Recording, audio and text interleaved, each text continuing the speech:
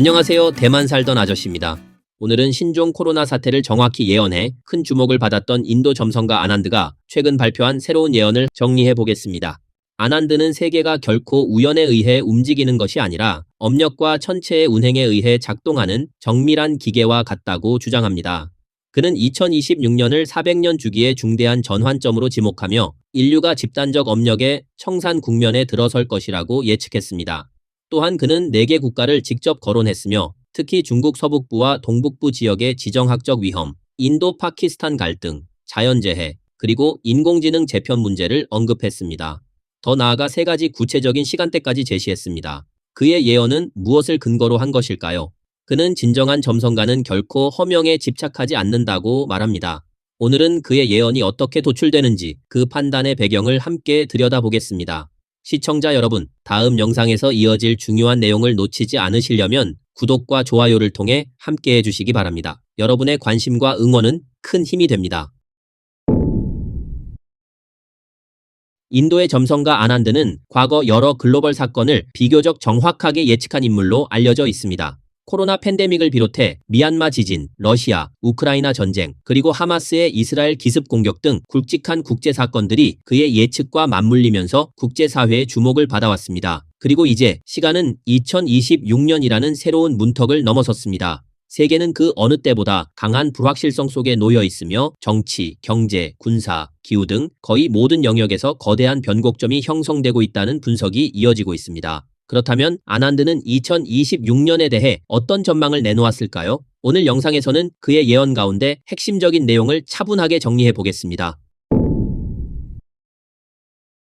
구체적인 예측과 관련해 아난드는 2026년에 특별히 주목해야 할 지역으로 중국, 필리핀, 그리고 북한과 한반도 주변 국가들을 언급했습니다. 먼저 중국에 대해 그는 이렇게 분석했습니다. 신장 위구르 지역은 지난 10여 년간 대규모 긴장 사태가 상대적으로 잠잠했지만 별자리 흐름을 보면 2026년에 중국이 상당한 지정학적 위험에 직면할 수 있다고 주장했습니다. 특히 중국 서북부 또는 동북 지역에서 테러 공격이나 중대한 안보 사건이 발생할 가능성을 언급했습니다. 과거를 돌아보면 지난 20여 년 동안 신장 지역에서는 수천 건의 공격이 발생했고 막대한 인명피해가 뒤따랐습니다. 예를 들어 2014년 우루무치 시장 폭발 사건으로 43명이 사망했고 곤명 기차역 흉기 사건으로 31명이 사망한 바 있습니다. 중공 당국은 이를 외부 세력의 개입으로 규정해왔습니다. 그러나 오랜 기간 이어진 문화 동화 정책과 대규모 구금시설 운영 문제는 국제사회에서 심각한 논란을 불러왔습니다.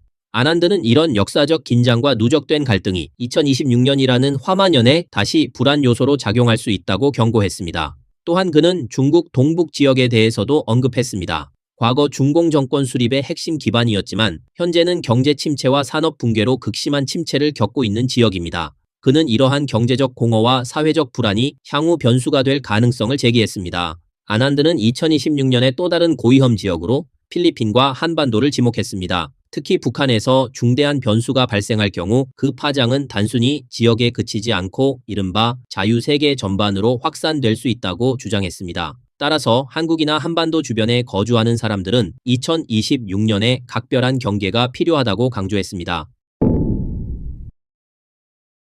아난드는 2026년에 특히 주의해야 할 3개의 핵심 시점을 제시했습니다. 첫 번째 시기는 2026년 4월, 특히 하순이고 두 번째 시기는 2026년 7월 24일 전후로 약 9일 전부터 10일 후까지 포함되는 기간입니다. 세 번째 시기는 2026년 11월 중순입니다. 그는 4월, 8월, 11월을 전 세계가 높은 경계 태세를 유지해야 할 중요한 시기라고 강조했습니다. 그리고 그가 더욱 충격적이고 구체적인 내용을 밝힌 것은 1월 11일 발표한 글, 업력에 대하여 점성술의 기초라는 장문의 분석에서였습니다. 그 내용은 단순한 사건 예측을 넘어 업력이라는 즉 종교에서 이야기하는 선업과 악업 개념을 중심으로 세계 질서의 전환 가능성을 언급하고 있습니다. 다음 내용에서 그 핵심을 이어서 정리해 보겠습니다. 아난드는 점성술의 작동 원리를 2개의 층위로 설명합니다. 그 첫 번째는 바로 업력의 법칙입니다. 그에 따르면 모든 고통의 근원은 업력의 축적에서 비롯됩니다. 우리가 한 번 마음을 일으키는 순간, 한 번 행동하는 순간마다 의식 깊은 곳에 하나의 흔적이 남는다고 말합니다. 그 흔적은 사라지지 않습니다. 마치 블록체인에 기록된 데이터처럼 영구적으로 저장되며 하나의 업력의 저장고를 형성한다고 설명합니다. 그리고 그 저장된 업은 현생과 다음 생, 윤회의 흐름 속에서 다시 드러난다고 합니다. 업력에 따라 동물이나 식물로 태어날 수도 있고 다시 인간으로 태어날 수도 있다는 것입니다. 이는 불교나 도교에서 이야기하는 것과 같습니다. 아난드는 특히 이렇게 강조합니다. 인간은 가장 발달된 두뇌와 사고 능력, 풍부한 감정과 비범한 지혜를 지닌 존재입니다. 이 자체가 이미 매우 큰 축복이라는 것입니다. 그렇기 때문에 인간으로 태어난 한 생에는 대단히 귀중하며 함부로 낭비되어서는 안 된다고 말합니다. 하지만 인간으로 다시 태어나더라도 모든 조건이 동일한 것은 아닙니다.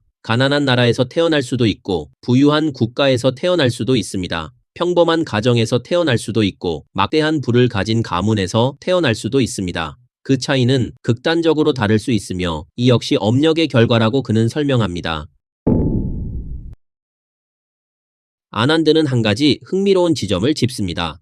한 사람이 어느 나라에서 태어나는가가 그 인생의 성공 여부를 좌우하는 가장 중요한 요소 중 하나라는 것입니다. 부유한 가정에서 태어나고 부모가 재산을 갖고 있거나 높은 교육을 받은 집안에서 출생하는 것은 매우 드문 경우이며 이를 위해서는 상당한 선업 즉 덕이 축적되어야 한다고 말합니다. 그의 해석에 따르면 출생 환경 자체가 단순한 우연이 아니라 장기간 축적된 인과의 결과라는 것입니다. 그렇다면 이 업력의 축적은 국가와 세계 차원에서는 어떻게 작용할까요? 아난드는 바로 이 지점에서 2026년의 세계적 격변 가능성을 별자리 흐름과 연결해 설명합니다. 다음에서 그가 말하는 두 번째 층이 행성 주기와 집단 업력의 문제를 이어서 살펴보겠습니다. 아난드는 이렇게 말합니다. 건강한 부모에게서 태어나 큰 질병 없이 자라는 것 자체가 이미 하나의 출생 특권이라고 설명합니다. 이 모든 조건은 우연이 아니라 선천적 운명에 의해 결정된다는 것입니다. 한번 이렇게 생각해 보라는 것이죠. 먹이사슬 최하단의 곤충으로 태어난 존재, 전쟁과 빈곤 속에 놓인 국가에서 태어난 인간, 그들이 감당해야 할 현실은 얼마나 거대한 도전이겠습니까? 현대 연구들 역시 운이 인생에서 차지하는 비중이 우리가 생각하는 것보다 훨씬 크다고 분석합니다. 단지 인간으로 태어났다는 사실만으로도 이미 큰 축복일 수 있으며 더 나은 환경에서 태어났다면 그것은 더욱 드문 조건이라는 것입니다. 그러나 좋은 출생과 긴 수명이 반드시 같은 인생을 보장하지는 않습니다. 어떤 이는 왕실 가문에 태어나 최상의 조건을 가졌지만 운명의 장난으로 어린 나이에 생을 마감하기도 합니다. 또 어떤 이는 큰 잠재력을 지녔음에도 젊은 시절 극적인 불행을 겪습니다. 예기치 않은 사고, 사랑하는 이의 상실, 삶을 뒤흔드는 사건들로 인해 정신적 붕괴와 깊은 고통을 겪기도 합니다. 반대로 어떤 사람은 우연처럼 보이는 만남 하나로 인생의 전환점을 맞기도 합니다. 적절한 장소에서 적절한 기회를 만났다는 이유만으로 커다란 직업적 도약을 이루는 경우도 있습니다. 겉으로 보면 이 모든 일은 운처럼 보입니다. 그러나 아난드는 그 배후에는 모두 인과의 작용이 있다고 주장합니다. 우리는 흔히 자신의 성취를 노력의 결과라고 말합니다. 그런데 아난드는 이렇게 묻습니다. 노력이란 무엇인가? 집중력, 자율성, 지혜, 의지력, 그리고 유리한 환경이 있어야 가능한 것 아닌가? 그렇다면 지혜와 자율성은 어디에서 오는가? 그 역시 선업이 축적된 사람만이 도달할 수 있는 상태라고 설명합니다. 즉, 노력조차도 이미 인과의 체계 안에 포함되어 있다는 것입니다. 그리고 그 노력이 실제로 결실을 맺을지 여부 역시 운명의 흐름에 달려 있다고 말합니다. 아난드는 하나의 비유를 듭니다. 우리에게는 업의 창고가 존재한다고 말합니다. 이는 마치 서양 종교에서 가르치는 죄업과 같습니다. 그 창고 안에 아직 청산되지 않은 장부가 남아있다면 우리는 다시 이 물질 세계로 돌아와 출생, 수명, 경험을 통해 그 대가를 치러야 한다는 것입니다. 그는 또 이렇게 비유합니다. 업의 열매는 시간이 지나야 익습니다. 참나무 씨앗을 심었다고 해서 내일 당장 하늘을 가릴 만큼 자랄 수는 없습니다. 계절, 비, 햇빛이라는 특정한 조건이 갖추어져야 합니다. 그렇다면 점성술에서 행성의 역할은 무엇일까요? 아난드는 행성이 멀리서 인간을 조종하는 인형줄이 아니라고 말합니다. 행성은 시간의 분배자라고 설명합니다. 어떤 업이 청산될 시점에 도달하면 행성의 운행 각도가 특정 위치로 이동하면서 해당 에너지를 방출한다는 것입니다. 그래서 천체의 움직임을 관찰함으로써 점성가는 청구서가 도착할 시점을 미리 읽을 수 있다고 주장합니다. 그의 결론은 분명합니다. 우주는 결코 무작위로 움직이지 않는다. 이 세계는 극도로 정밀하게 설계된 인과의 코드 위에서 작동하고 있다는 것입니다. 아난드는 2026년에 가장 중요한 천문 사건으로 토성과 라후가 물고기 자리에서 깊이 결합하는 현상을 지목합니다. 베다 점성학에서 물고기 자리는 바다, 잠재의식, 종결, 그리고 영성을 상징합니다. 토성은 업, 규율, 냉혹한 현실, 제한을 뜻하고 라후는 확장, 혼란, 통제되지 않는 욕망, 환상을 의미합니다. 그는 이 결합을 얼음과 불이 한 솥에 들어간 형상이라고 표현합니다. 토성은 얼음처럼 응축되고 라후는 불처럼 폭발적입니다. 이 두 에너지가 물고기 자리에서 만날 때 전 세계적으로 시스템적 진동과 체계 재편이 일어날 수 있다고 해석합니다. 아난드는 이것이 약 400년 주기의 거대한 전환점이라고 강조합니다. 인류의 법체계, 종교 질서, 사회 계약 구조가 강제적으로 재구성될 가능성이 있다는 것입니다. 토성의 업의 불이 낡은 세계의 잔재를 태우고 라후는 눈이 어지러울 만큼의 혼란을 일으켜 인류가 폐허 속에서 새로운 방향을 찾도록 압박할 것이라고 설명합니다. 아난드는 말합니다. 업을 이해하지 못하면 2026년의 예언은 단지 공포 마케팅에 불과하다고. 그는 업을 세 가지 형태로 구분합니다. 이것이 2026년을 이해하는 설명서라고 주장합니다. 수겁은 수많은 윤회 속에서 축적된 모든 행위의 총합입니다. 그는 이를 씨앗 창고에 비유합니다. 2026년의 별자리는 그 창고의 특정 문을 여는 열쇠와 같다고 말합니다. 그 문이 열리면 오랫동안 잠들어 있던 집단적 탐욕과 파괴의 씨앗이 발화를 시작한다는 것입니다. 정업은 이미 꺼내져 발화 단계에 들어간 업입니다. 한번 활시위를 떠난 화살과 같습니다. 되돌릴 수 없으며 반드시 목표에 도달합니다. 아난드가 예언한 2026년의 지진, 영토 분쟁 등은 철학적으로 이 정업에 해당한다고 설명합니다. 정치적 개입이 있더라도 결국은 어떤 형태로든 에너지가 방출되어야 한다는 것입니다. 그는 분명히 말합니다. 행성은 재난의 창조자가 아니라 업력의 배달자일 뿐이라고. 토성과 라후는 정해진 시간에 인류가 경험해야 할 결과를 전달하는 존재라는 것입니다. 그러나 아난드가 가장 강조하는 것은 바로 미래업입니다. 미래업은 지금 이 순간 우리가 생각하고 말하고 행동하는 모든 것입니다. 정업이 폭풍처럼 몰아치더라도 미래업은 인류에게 남겨진 유일한 출구라고 말합니다. 환경을 보호하는 선택, 갈등을 자제하는 태도, 이웃을 돕는 작은 행동, 이 모든 것이 업의 은행에 새로운 긍정 자산을 예치하는 일이라고 설명합니다. 그는 이렇게 말합니다. 2026년의 큰 흐름은 이미 정해졌을지라도 재난의 강도는 달라질 수 있다고. 집단 의식이 전환된다면 파괴적일 지진은 약화될 수 있고 전면적 충돌은 국지적 긴장으로 낮아질 수 있다는 주장입니다.